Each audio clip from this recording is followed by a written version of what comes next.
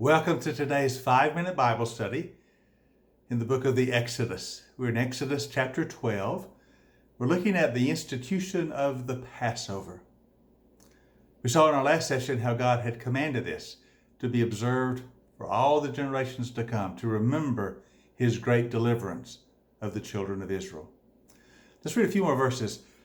We're in chapter 12 at verse 24. Obey these instructions as a lasting ordinance for you and for your descendants.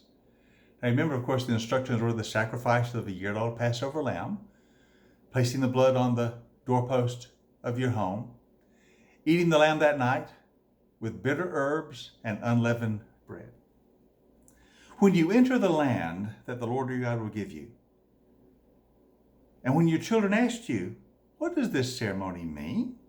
Then tell them, it is the Passover sacrifice to the Lord, who passed over the homes of the Israelites in Egypt and spared our homes when he struck the Egyptians. So the people bowed down and they worshiped. And the Israelites did just as the Lord had commanded Moses and Aaron.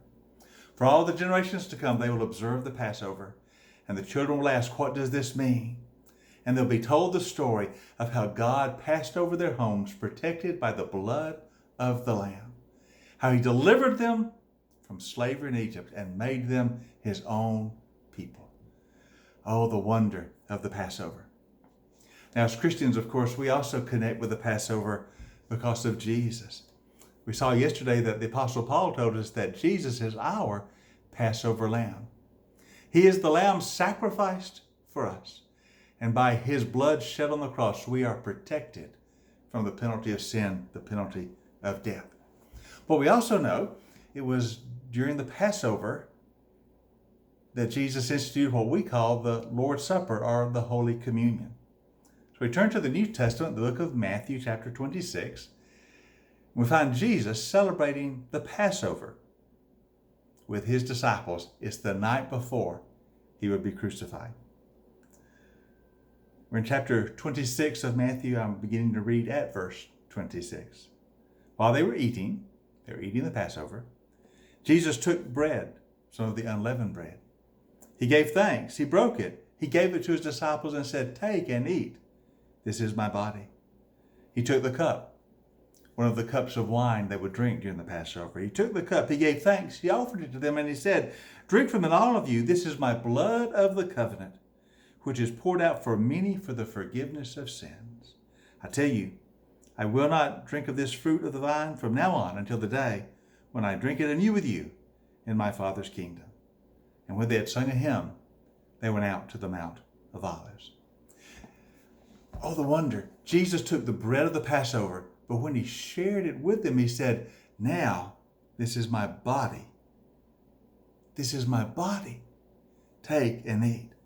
He also shared one of the cups of the Passover with them and said, this is my blood of the new covenant, is poured out for the forgiveness of sins. For we Christians in the Lord's Supper, in the Holy Communion, we have a new covenant established as God makes the church, the redeemed people of Christ, through the blood of the Passover lamb. For Jesus is our Passover lamb.